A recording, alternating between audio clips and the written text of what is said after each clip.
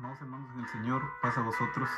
Es una bendición para mí el poder volver a compartir con ustedes un video más respecto a nuestras escuelitas que venimos viendo a lo largo de este trimestre.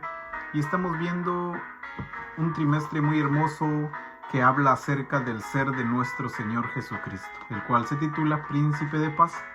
Quiero de antemano disculparme con ustedes el no poder haber subido los videos de las 2 semanas anteriores, que fue la lección 1 y la lección 2, ya que por las circunstancias que han estado pasando, hemos estado transmitiendo en vivo a través de la página de la iglesia en Facebook y a través de mi Facebook personal. En estas 2 lecciones pudimos ver en la lección 1 Dios en Cristo, en la cual analizamos y vimos el propósito o la forma en la cual Dios utilizó para poder reconciliar al mundo consigo. Y el medio utilizado fue nuestro Señor Jesucristo. Él es la forma, Él es la esencia de la reconciliación. Dios a través de Cristo entró a la historia. ¿Cómo lo hizo? Lo hizo a través de la encarnación del Señor. Eso fue la lección número 1. También venimos aprendiendo y vimos la lección 2. Y en la lección 2 vimos acerca de el Hijo de Dios. Como ya habíamos visto que el medio que Dios usó fue Cristo y que Dios en Cristo actuó para poder reconciliarnos consigo, empezamos a analizar entonces acerca de Jesucristo. Y la forma en la cual lo empezamos a analizar respecto a la lección número 2 vimos que Jesús es el Hijo de Dios. Y cuando analizamos esta forma en esta lección, pudimos comprender que desde su nacimiento o incluso antes, las profecías dadas por él ya nos mostraban realmente el ser de nuestro Señor. Y vimos que iba a ser grande y sobre todo iba a ser llamado Hijo del Altísimo o Hijo de Dios. ¿Y por qué lo llegamos a reconocer como Hijo de Dios? Por las palabras expresadas en los evangelios. Y los evangelios nos muestran que no fue engendrado por un hombre, no fue un nacimiento común y corriente, sino que el Espíritu de Dios llevó a cabo la realización de todo. Y Dios mismo fue quien lo engendró y desde su nacimiento es conocido como Hijo de Dios. Estas 2 lecciones, mis amados hermanos, las pudimos ver en las lecciones pasadas, lo cual, si alguien quiere ver más a profundidad la explicación de cada una de ellas, les hago la invitación a que vean a través de Facebook en la página de la Iglesia de Dios Séptimo Día en Edison o también en mi Facebook personal, que es Alexander Alvarado. Ahí están las 2 grabaciones de las 2 escuelas pasadas, titulada Dios en Cristo, la número 1, y el Hijo de Dios, la número 2. Pero como ahora, también haciéndole la invitación a que continúen viendo nuestras transmisiones en vivo vía Facebook. Más sin embargo, en esta oportunidad, otro hermano se llevará el cargo de presentar la escuela. Su servidor va a estar presentando la predicación de la parte tarde, siendo de esta forma y no siendo repetitivo en las mismas palabras a utilizar, pues voy a compartir con ustedes entonces el resumen de la lección número 3. Y el resumen de la lección número 3, la cual nos va a ocupar en este sábado próximo, es el título Hijo de David. Y como ya analizamos y pudimos comprender en las lecciones pasadas que Dios estaba en Cristo reconciliando consigo al mundo y que Cristo, analizamos y vimos que es el Hijo de Dios según las Escrituras, según los Evangelios, según todo lo que consideramos. Ahora vamos a ver en la lección número 3 que no solo es el Hijo de Dios, sino que también es denominado o llamado Hijo de David. Nos vamos a preguntar, ¿por qué la importancia de entender estos puntos respecto a que Jesús es el Hijo de Dios, pero al mismo tiempo es Hijo de David? Bueno, la importancia es porque hay muchos cristianos que se han visto tentados a pensar que es ya sea humano o ya sea divino. Pero no cabe en la mente de muchas personas que el Señor es divino humano, lo cual explicamos en las lecciones pasadas, que es tanto 100% Dios, pero también fue 100% hombre. Así como fue divino, fue humano también en su estadía en este mundo. Y por eso la necesidad de poder explicar las dos naturalezas del Señor. Por un lado, vimos en la lección pasada que es Hijo de Dios, ya que Dios con nosotros, según la expresión del profeta Isaías, será llamado Emmanuel, que significa Dios con nosotros. Era Dios encarnado, por ello el nombre Hijo de Dios, ya que el Espíritu lo engendró. Pero también vamos a ver a través de esta lección que es llamado Hijo de David. ¿Por qué Hijo de David? Porque el apóstol Pablo lo escribió así a los Gálatas. Quiero invitarles a que abramos nuestras escrituras y veamos la explicación que el apóstol Pablo da en base a este punto referente a Hijo de David. Y en el capítulo 4 y verso 4 y 5 de la carta a los Gálatas, el apóstol Pablo escribió de esta forma. Dice así: pero cuando vino el cumplimiento del tiempo, Dios envió a su Hijo, nacido de mujer y nacido bajo la ley. Verso 5. Para que redimiese a los que estaban bajo la ley, a fin de que recibiésemos la adopción de hijos. Mire esta expresión tan maravillosa como el apóstol Pablo hace la conjugación de lo que es el Señor. Hijo de Dios, pero al mismo tiempo Hijo de David, o el nombre que se le atribuyó como Hijo de Hombre. La explicación clara la hace el verso 4 diciendo: cuando llegó el cumplimiento del tiempo, ¿qué dice esta parte? Ni antes ni después, en el momento indicado, cuando el tiempo fue cumplido, Dios envió a su Hijo. De ahí la primera expresión en la lección pasada, el Hijo de Dios o Hijo de Dios. Dios envió a su Hijo. ¿Pero cómo lo envió? Bueno, ya lo vimos en la primera, que se encarnó, se hizo carne, pero era Dios en carne. Dios envió a su Hijo. ¿Cómo lo envió? Nacido de mujer. Al ser nacido de mujer, y aún expresa la siguiente frase: y nacido bajo la ley.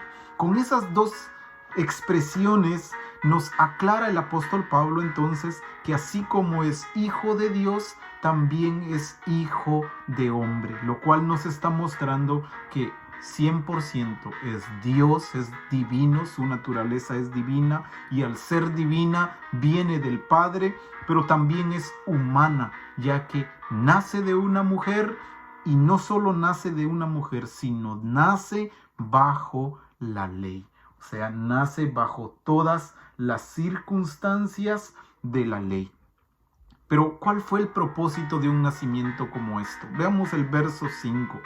Para que redimiese a los que están bajo la ley. El propósito de Dios es lo que vimos en la lección número 1, reconciliarnos consigo.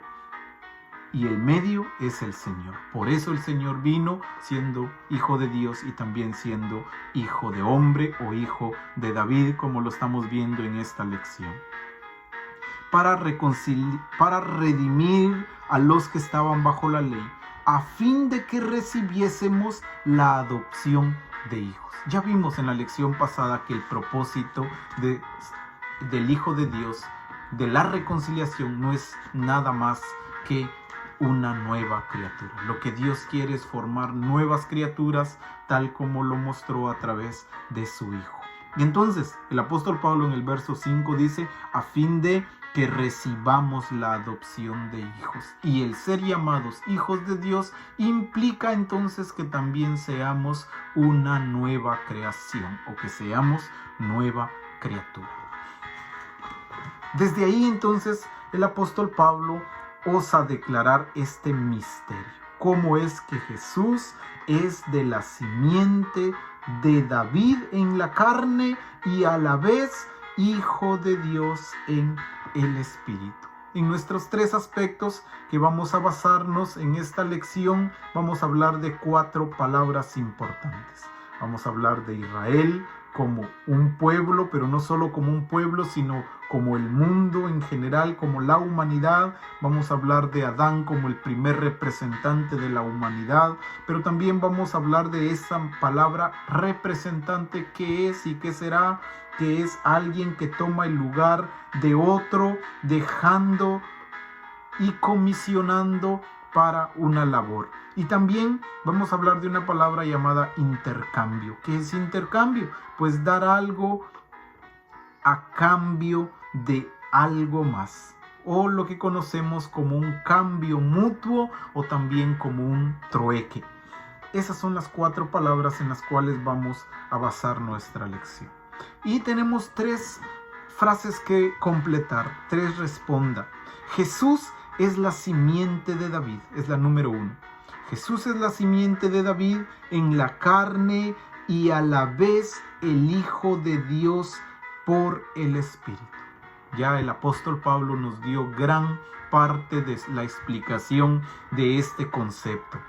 Jesús es la simiente de David en la carne, pero no solo eso, a la vez es el Hijo de Dios por el Espíritu. Hijo de Dios porque fue engendrado por el Espíritu Santo, porque fue engendrado por Dios mismo, por el poder del Altísimo, y simiente de David ya que nació de una mujer, nació bajo la ley, hecho carne. Pero una explicación aún un poco más clara la tiene el apóstol Pablo para con nosotros también, pero ahora desde otra carta, y es en la carta a los romanos. En la carta a los romanos, en su capítulo 1 y su verso 1 al 4, el apóstol Pablo nos escribe así respecto a que Jesús es el Hijo de David o Hijo de hombre. Capítulo 1, verso 1 al 4 dice: Pablo, siervo de Jesucristo, llamado a ser apóstol, apartado para el evangelio de Dios. El propósito de Dios siempre ha sido la reconciliación. Verso 2, que él había prometido por sus profetas en las santas escrituras. No es nuevo, es algo ya prometido desde mucho tiempo antes. Verso 3, acerca de su Hijo, nuestro Señor Jesucristo. Aquí está el concepto y el conocimiento del Señor como el Hijo de Dios. Acerca de su Hijo, nuestro Señor Jesucristo. Pero también está la otra parte, en la segunda parte del verso 3, que era del linaje de David según la carne. Mire la expresión del verso 3 entonces. Lo muestra el apóstol Pablo como Hijo de Dios, nuestro Señor Jesucristo. Pero también que era del linaje de David según la carne. Y como ya entendimos en la lección pasada que Jesús era el Hijo de Dios, hoy nos estamos enfocando en confirmar que también era el Hijo de David. Verso 4. Que fue declarado Hijo de Dios con poder según el Espíritu de Santidad. Eso está claro. Jesús fue el Hijo de Dios por el Espíritu Santo, por la resurrección de entre los muertos. Entonces, así es como aclaramos que Jesús es el Hijo de Dios, es Dios encarnado, Dios con nosotros, pero que a la vez es el Hijo de David o Hijo de hombre o 100% hombre. Jesús es la simiente de David en la carne y a la vez el Hijo de Dios por el Espíritu. es algo que nos queda bastante claro referente a lo que es el Señor en nuestras vidas. Y estamos viendo esta lección muy hermosa que es el Hijo de David. Veamos el siguiente punto que hay que responder en base a esta expresión. Punto número 2. El Evangelio de Mateo comienza enraizando a Jesús en la historia de Israel. Mire cómo el Evangelio de Mateo, que es un evangelio que trae la genealogía de Jesucristo, cómo empieza este evangelio a enraizar a Jesús en la historia de Israel. Y lo vamos a ver, quiero invitarles a que veamos el Evangelio de Mateo en su capítulo 1 y su verso 1. Solo vamos a dar lectura al verso 1, con lo cual este evangelio nos muestra cómo el Señor se enraiza o toma raíz en la historia de Israel. Vea el verso 1. Libro de la genealogía de Jesucristo, hijo de David, hijo de Abraham. Mire la explicación del Evangelio según Mateo. Este libro va a hablar de toda la genealogía de Jesucristo. De dónde viene y de dónde es su origen según la carne. Y según la carne es claro el Evangelio según Mateo al explicar que viene presentado como hijo de David, que es el título de nuestra lección, y también hijo de Abraham. Y a lo largo de todo este relato del capítulo 1 nos va a mostrar cómo las generaciones vinieron dándose y cómo es que nació el Señor. De toda la genealogía, según la carne, Jesucristo es conocido como el Hijo de David. Es dentro de esta particular historia que Jesús nació y vivió como hombre. Pablo lo resumió así: Dios envió a su Hijo, nacido de mujer y nacido bajo la ley. Entonces decimos que Jesús, el judío, participó y se identificó con Israel de forma completa. Unido a las promesas y maldiciones, Jesús reconcilió a Israel como el perfecto representante israelita.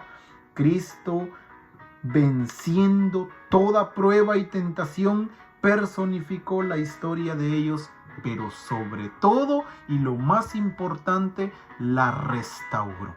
El Señor fue el representante del pueblo israelita, personificando toda la historia, pero no solo personificándola, sino también restaurando toda la historia de Israel. Así es como el Evangelio de Mateo comienza a enraizar al Señor en la historia de Israel. El punto número 3 de nuestros puntos responda es: Jesús toma la historia de Adán, o sea, la historia humana, para recrear la imagen de Dios en nosotros, o sea, lo divino. ¿Cuál es el propósito de la reconciliación? Vimos que es una nueva creación. ¿Qué hace entonces Dios? Toma la historia de Adán, que fue la historia humana, la historia de pecado, y ahora hace un intercambio. La va a recrear, la va a volver a formar. ¿Cómo la va a formar? A imagen de Dios en nosotros. Y eso es lo que el apóstol Pablo escribió en la carta a los Efesios, cuando dijo que el hombre humano se va, cuando nos recomendó, por lo cual despojados del viejo hombre. ¿Y cuál es ese viejo hombre? Es el hombre creado por la injusticia, creado por toda la carnalidad. Pero ¿qué tenemos que hacer? Renovados por el nuevo. ¿Y cuál es ese nuevo? Ese nuevo es uno creado según Dios en justicia y santidad de la verdad. Eso es lo que el Señor hizo. Tomar la historia humana, la historia de Adán, y recrearla a la imagen de Dios en nosotros. Lo cual nos muestra entonces que el llamamiento del pacto de Israel consistía en bendecir a todas las naciones, un reino de sacerdotes que traería a la luz del mundo. Vea esta forma maravillosa. Dios fue fiel aun cuando Israel falló en su llamamiento, no siendo mejor que las naciones que lo rodeaban, fue igual que todas las demás. Mas la historia, Jesús toma la historia de Adán y ahora la va a recrear. El hijo de David también fue el postrer Adán. Entonces, nuevamente el papel de Jesús fue ser hombre representante de Israel, pero no solo de Israel, sino de la humanidad en total. Quiero que veamos 1 Corintios capítulo 15, y a través de este relato vamos a ver del verso 45 al verso 49 que nos escribió el apóstol Pablo. Capítulo 15, verso 45 al 49 dice así: así también está escrito, fue hecho el primer Adán alma viviente. O sea, estamos hablando de la humanidad en su origen. A través de Adán, como el representante de la humanidad, fue hecho alma viviente. El postrer Adán, que es el Señor, también representante de la humanidad, el postrer Adán, espíritu vivificante, o sea, espíritu que da vida. Mas lo espiritual no es lo primero, note esto, sino lo animal. No fue Cristo primero, sino fue Adán primero. Luego, después de esto, viene ahora lo espiritual. El primer hombre es de la tierra, que es terrenal. Adán es terrenal porque es de la tierra. Mas, sin embargo, la segunda parte del verso 47, el segundo hombre, que es el Señor, que es Cristo, de quien estamos viendo, es del cielo, es celestial. ¿Cuál el terrenal? Tales también los terrenales. Mira esta expresión. Así como en Adán entró el pecado, siendo terrenal, así pasó a todos los terrenales, por lo cual somos constituidos pecadores.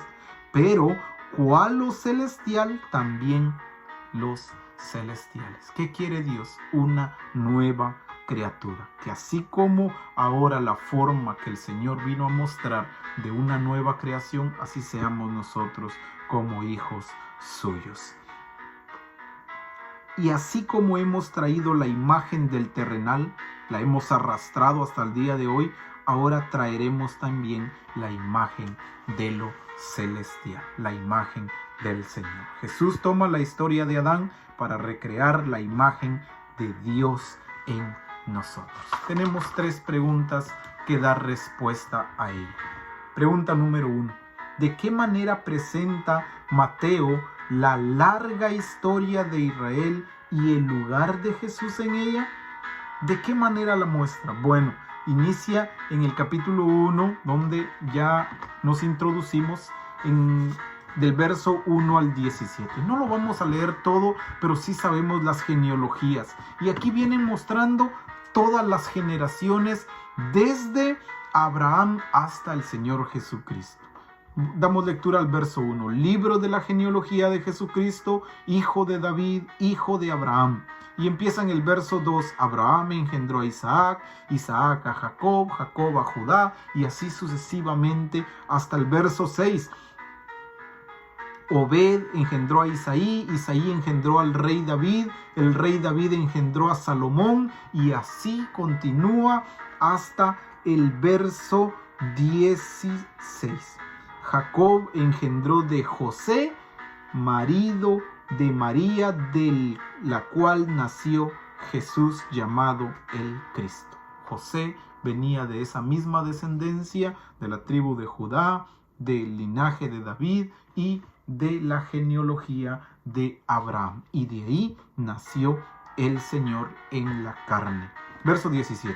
De manera que todas las generaciones desde Abraham hasta David son 14. Desde David hasta la deportación de Babilonia son 14. Y desde la deportación de Babilonia hasta Cristo son 14.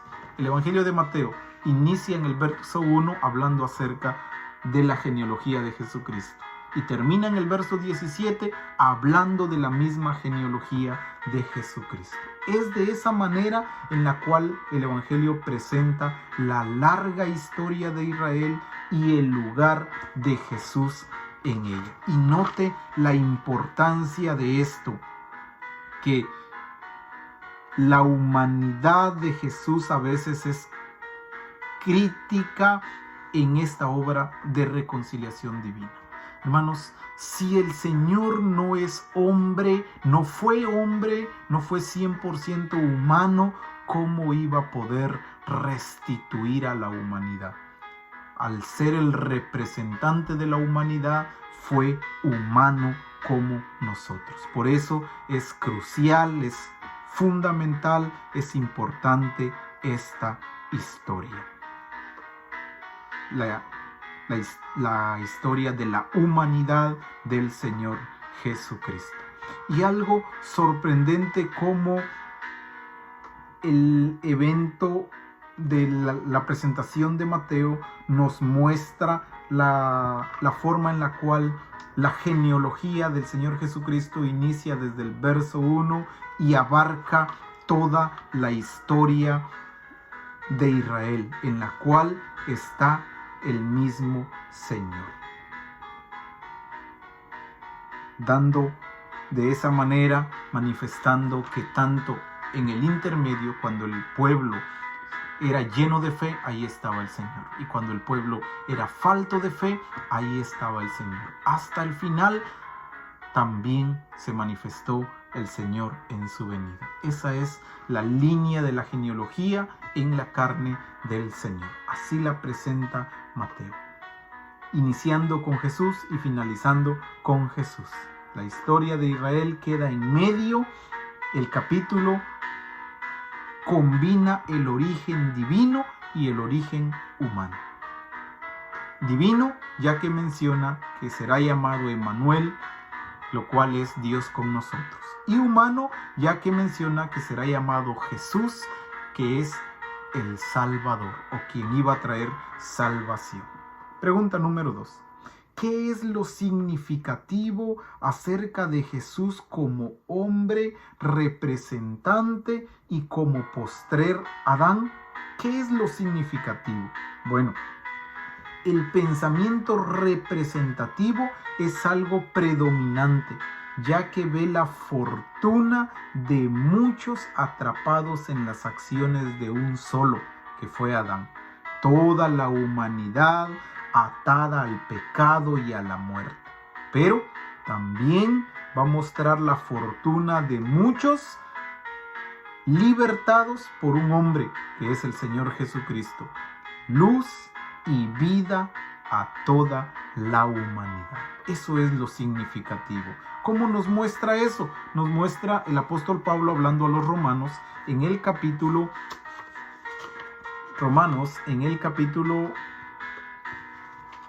5, verso 14 al 19.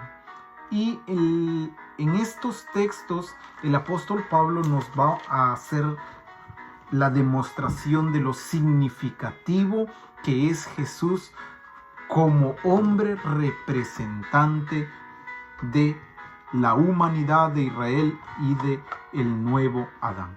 Capítulo 5 de Romanos, verso 14 al 19, dice así el texto. No obstante, reinó la muerte desde Adán hasta Moisés, aún en los que no pecaron a la manera de la transgresión de Adán, el cual es figura de lo que había de venir. Adán era la figura de quien había de venir. ¿Cómo? A través de ser representante. Verso 15. Pero el don no fue como la transgresión, porque si por la transgresión de aquel uno murieron los muchos, abundaron mucho más para los muchos la gracia y el don de Dios por la gracia de un hombre. ¿Quién es ese hombre? Jesucristo. Verso 16. Y con el don no sucede como en el caso de aquel uno que pecó, porque ciertamente el juicio vino a causa de uno solo, pecado para condenación, pero el don vino a causa de muchas transgresiones para justificación. Quiero que no saltemos al verso 18. Así que como por la transgresión de uno vino la condenación a todos los hombres, de la misma manera, por la justicia de uno vino a todos los hombres la justificación de vida. Porque así como en la desobediencia de un hombre los muchos fueron constituidos pecadores, así también por la obediencia de uno los muchos serán constituidos justos. Mire esa expresión. Por la desobediencia de uno, el mundo, el representante primero que fue Adán, desobedeció, y por eso todo el mundo fue arrastrado con él, ya que estaban atados a un solo representante. Pero la noticia no termina ahí, sino que la noticia continúa diciendo: así también por la obediencia de uno, que es el Señor Jesucristo, los muchos serán constituidos justos. ¿Cómo nos justificamos delante de Dios? Por la obediencia perfecta de un hombre, el postrer Adán, que es nuestro Señor Jesucristo. Luz y vida a toda la humanidad. Última pregunta. ¿Qué se da a entender por la gran descendencia y hermoso intercambio de Jesucristo? Eso nos lo explica el apóstol Pablo en Filipenses capítulo 2, verso 5 al 8. Y esa explicación dice así: haya pues en vosotros ese sentir que hubo también en Cristo. ¿Qué es esto? La palabra condescendencia se refiere a la encarnación, e intercambio, Dios se hizo carne, o sea, hombre mortal, para que nosotros podamos ser eternos, compartir la vida con Dios. También esta parte es conocida como la triple humillación. ¿Cuál es esa triple humillación? Leamos los textos, verso 5. Hay en vosotros ese sentir que hubo también en Cristo Jesús, el cual siendo en forma de Dios no estimó ser igual a Dios como cosa a que aferrarse. Primera humillación, sino que se despojó de sí mismo, tomando forma de siervo, hecho semejante a los hombres. Estando en la condición de hombre, se humilló a sí mismo. Segunda humillación, haciéndose obediente hasta la muerte. Tercera humillación, muerte de cruz. Las tres humillaciones o la triple humillación del Señor es: siendo Dios, se hizo hombre, número 1. Siendo hombre, se hizo siervo, número 2. Y siendo siervo, murió en una cruz. Triple humillación. Con todo esto entendemos que Jesús es hijo de David según la carne y que se dio en intercambio por nosotros, para que ahora nosotros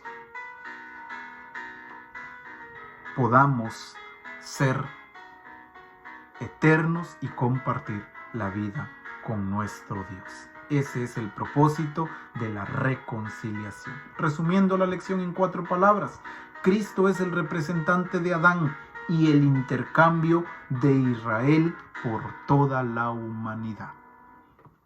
Su humanidad comenzó en un pesebre y terminó en una cruz. Esa es la humanidad del Señor. En conclusión decimos: su humanidad, con todo su dolor y hambre, comenzó en un pesebre, terminó en una cruz. Este es el sendero de paz que el hombre Jesús anduvo por nosotros.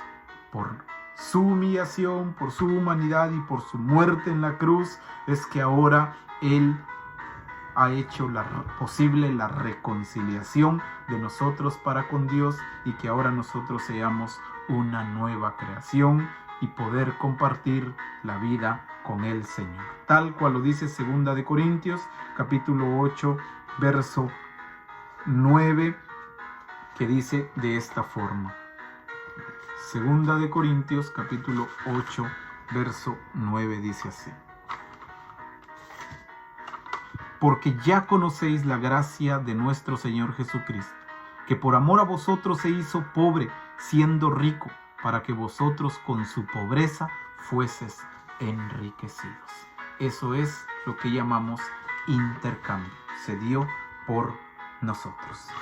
Concluimos entonces, mis amados hermanos, teniendo en mente esto que es Cristo es el Hijo de David o el postrer Adán. Lo único que nos queda es agradecer a Dios por todo lo que ha hecho por nosotros. Se hizo como nosotros, con todos nuestros problemas, con todos nuestros dolores, con todas nuestras penas y vergüenzas, para que pudiésemos ser como Él, siendo completamente humano, para que nosotros pudiésemos también llegar a compartir la vida con Dios. Concienticemos entonces sobre el impacto transformador de ese hermoso intercambio y veámoslo sobre todo en los detalles en nuestra vida. ¿Qué efecto ha producido ese intercambio en nuestra vida? ¿Ha sido para bien? ¿Ha sido para crecimiento? ¿Ha sido de bendición? Y alabemos el nombre del Señor por ello. Tal cual lo explica el apóstol Pablo en Hebreos capítulo 2. Quiero que leamos el verso 14. Así que por cuanto los hijos participaron de carne y sangre, Él, hablando del Señor, también participó de lo mismo, para destruir por medio de la muerte al que tenía el imperio de la muerte, esto es, el diablo, y librar a todos los que por el temor de la muerte estaban durante toda la vida sujetos a servidumbre. Verso 18. Pues en cuanto Él mismo padeció siendo tentado, es poderoso para socorrer a los que son tentados. Para eso el Señor se dio por nosotros en intercambio, para que nosotros ahora seamos una nueva creación y también seamos llamados hijos de Dios. Una meditación hermosa y esperamos que eso nos llegue al entendimiento de que Jesús, así como fue Hijo de Dios, 100% Dios, también fue llamado Hijo de David, Hijo de hombre, 100% hombre, porque era necesario que Él se intercambiara como representante nuestro de la humanidad y así poder ahora reconciliarnos a través de su vida, su encarnación, su vida y su muerte en la cruz. Que el Señor bendiga su palabra y que pueda llegar a los corazones de todos nosotros. Paz, carísimos hermanos.